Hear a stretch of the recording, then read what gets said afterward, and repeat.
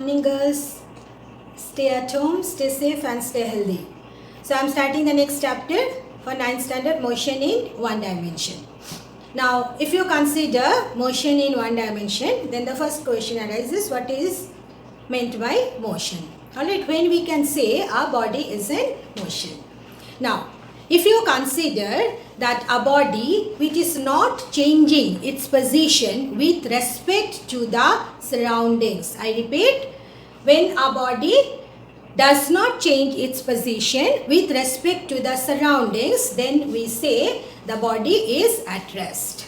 And just you consider this one. You see, I am just speaking to you. I am giving the lecture. Now, if you consider my position with respect to the blackboard, you see, I am not changing my position with respect to the board behind. So, I am at rest. Alright. Now, next is, what do you mean by the term motion? So, when a body changes its position with respect to the surroundings, then the body is said to be in motion. So, I have said it verbally. You must note down in the study material notebook what is rest and what is motion. Alright. So, remember that whenever we are considering the term rest and motion, both the terms rest and motion, they are the relative terms. Okay. There is nothing which is absolute rest or absolute motion. Okay. Just consider this fact. I am here standing and I am not changing my position. So, if you consider the room within which I am standing, that is the surrounding, then you see I am at rest. Okay. But if you consider my position on the surface of earth, alright, then what is happening? You know that earth is moving around the sun. Alright, so I am on earth's surface and earth is moving around the sun. So if I consider that earth's surface is the surroundings, then what is happening? I am not at rest. I am also moving with the earth around the sun. Is that clear? So there is no term absolute rest or absolute motion. Whenever, that's why in the definition we said that the body is either changing its position or not changing its position with respect to the surroundings. So the moment surrounding will change, the body which is at rest may be in motion. Okay, so that is the concept of rest and motion.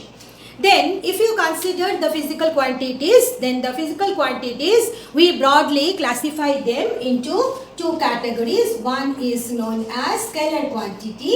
The scalar quantity is which physical quantities which has magnitude only. Okay, the quantities which can be described by their magnitude only is known as scalar quantity. You must write the definition of scalar quantity. What are the example of scalar quantities? Time is a scalar quantity. Time has no direction. Distance traveled is a scalar quantity. Electric current is a scalar quantity. Speed is a scalar quantity. Alright. So the quantities which has magnitude only but no direction is known as scalar quantities. Alright. So you must write down what is scalar quantity and the example of scalar quantities in your notebook. Then the other quantity, other kind of quantity is vector quantity. So what is vector quantity? The physical quantity which has magnitude as well as direction are known as the vector quantity. Okay, just you consider the term force. So you see force, suppose you are applying the force on a body like this. Then you see the force is acting from left to right. So it has direction also, it has magnitude also. So the physical quantities which has magnitude as well as direction are known as the vector quantities. Example of vector quantities are force, velocity, acceleration. Alright, these are the example of vector quantity. So in your study material notebook, you must write down also the definition of vector quantity and different example of vector quantities. Alright, now I will discuss different terms associated with motion. Now here you see the chapter is motion in one dimension. So we have to understand that. Okay, what is the meaning of motion in one dimension? The term motion is clear to everybody, I hope so. So motion in one dimension, what is the meaning? When a body is moving along a straight line path. Okay, that is known as motion in one dimension. Suppose you consider this one. Suppose an ant is moving along this straight line. Then it is known as motion in one dimension. Clear? Now, suppose the ant is moving on the plane of the blackboard. Means the ant is moving like this. Okay, in any direction it is moving. Then you see the ant is moving on the surface of the board, whiteboard. So, in that case, the motion of the ant will be considered as motion in two dimension. Why? Because you see, if you want to consider, if you just consider the surface, it has two dimension, length and breadth. Then in that case, the motion of the ant will be considered as motion in two dimension.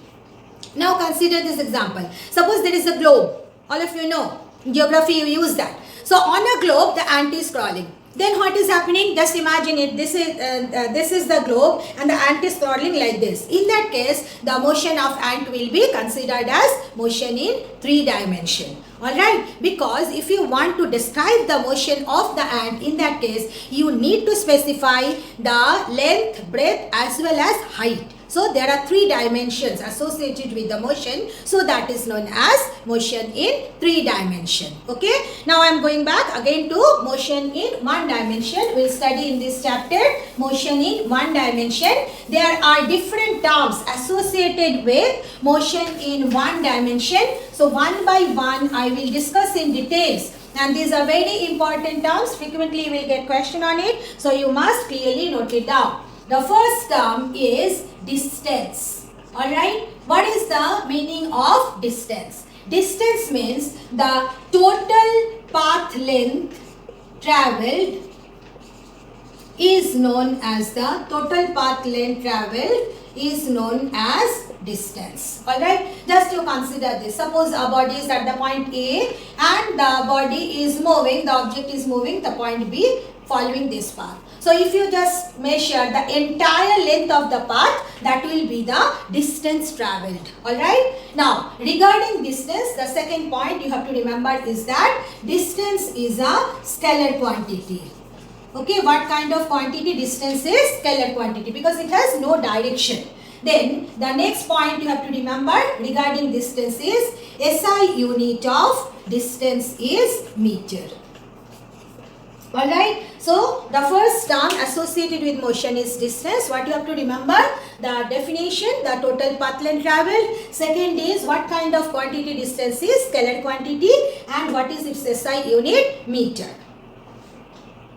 Next topic is displacement. So what is displacement? Displacement is the shortest or minimum distance between the initial and final position of a body, and displacement is always directed from the initial position to the final position. So you understand it from the diagram.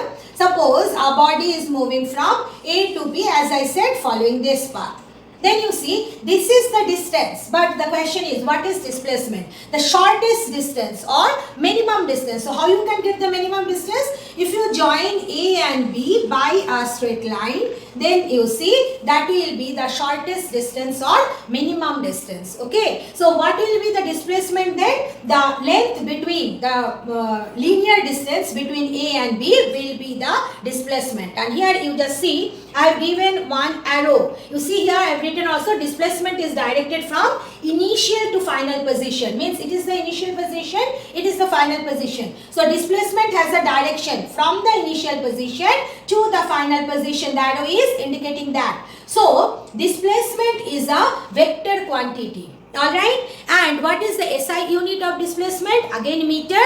But regarding the distance and displacement, one very important point you have to remember is that total distance is either greater than or equal to total displacement. Just look at this diagram once again. What is the distance travelled? This is the total path length. But what is the displacement? This one. Clear? So you see distance is greater than displacement. But if the body moves along the straight line from A to B, then what will happen? Distance will become equal to displacement. So distance can never be less than displacement. Clear? This is a very, very important point to understand and remember that distance is always greater than or equal to displacement, but distance can never be less than displacement. Then the next quantity is speed.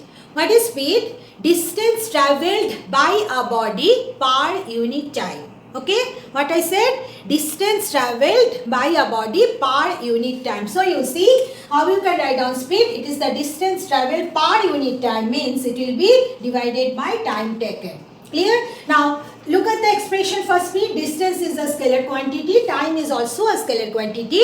So speed is a scalar quantity. Then what is the SI unit of speed? SI unit of speed is meter per second. Clear? So it is very easy to understand speed. Now you consider this example. Suppose, so you see when it is considering the speed, it is distance traveled. So just consider this example. Suppose our body is moving from A to B and the distance between A to B is 5 meter. It is moving in 5 seconds. Alright. And consider this example. The body is moving from B to C. The distance is 10 meter and the body is taking 10 seconds. Alright. So just consider it. When it is moving from A to B, what is the speed of the body? 5 meter by 5 seconds means 1 meter per second. Now when the body is moving from B to C, then what is the speed of the body? Again 10 meter by 10 seconds means 1 meter per second. So you see, we can say the body is moving with uniform speed. What is the meaning of the term uniform? Uniform means constant. So when the body is moving with the constant speed, then we say the body is having uniform speed. But consider this example. Suppose the body is moving from A to B and 5 meter taking 5 seconds. But when it is moving from B to C, which is at a distance 10 meter, it is also taking 5 seconds. Alright, so you see from A to B, what is the speed of the body? It is 1 meter per second. But whereas when the body is moving from B to C, what is the speed of the body? It is 2 meter per second. So you see the speed of the body is not constant. Then we say the body is having non-uniform speed. Now when the body is having non-uniform speed, then we consider, then we have to understand two terms associated with it. One is known as the average speed. Alright, what is average speed? Average speed, we just define it as total distance travelled divided by total time taken. Alright, so here if you consider this example, just see what is the total distance travelled? It is 15 meter. What is the total time taken? It is 10 seconds. So how much it is coming average speed? It is coming 1.5 meter per second. Alright, so what is the concept of average speed? Instead of considering that the body is moving with 1 meter per second from A to B and with 2 meter per second from B to C, one may consider the body is moving with the speed of 1.5 meter per second from A to C. Alright, so that is the concept of average speed. And another concept here associated with the motion of the body, that is known as the instantaneous speed. Alright, from the name you can make out what is the meaning of the instantaneous speed. Instant means at one moment. So at one moment, what is the speed of the body? That is known as the instantaneous speed. Alright, so regarding speed, these are the points you are supposed to learn and remember. Velocity. Okay, so what is velocity? Displacement travelled by unit time. Okay, displacement undergone by a body per unit time is known as the velocity. So you see, velocity one can write it as displacement divided by time taken. Now, as displacement is a vector quantity, so velocity is also a vector quantity. And what is the SI unit of velocity? Same as that of speed, that is meter per second, because you know that SI unit of displacement and distance is meter only. Now, whenever a body is moving, then if the body is moving with a constant velocity, then we say the body is having uniform velocity. Just you consider the body is moving from A to B and then B to C. The previous example only, you may consider that it is moving 10 like this. Now you see the body is moving from A to B, then B to C. So if you consider the motion of the body from A to B, what is the velocity? 1 meter per second. And then what is the direction from left to right? And if you consider here from B to C, what is the velocity? Again 1 meter per second. What is the direction from left to right? So here you see, in the entire path, the body is moving with constant velocity. Then we say that the body is having uniform velocity and the motion of the body is considered as uniform motion. Very, very important concept in physics. What is uniform motion? So what is uniform motion? That when a body moves along a straight line with constant velocity, then it is known as uniform motion. So you can say this way also, if the body travels equal distances in equal interval of time, alright, and in a straight line, in a specific direction, then we say the body is having uniform velocity or uniform motion. Now, next is non-uniform motion. Non-uniform motion means what? When the body is moving with a velocity which is not constant with time. That is known as the non-uniform velocity, and the motion is known as non-uniform motion. Just you consider this example. Suppose a body is moving from A to B. 5 meter is the displacement, moving in 5 seconds. So what is the velocity? 1 meter per second. And direction is from left to right. But consider this one.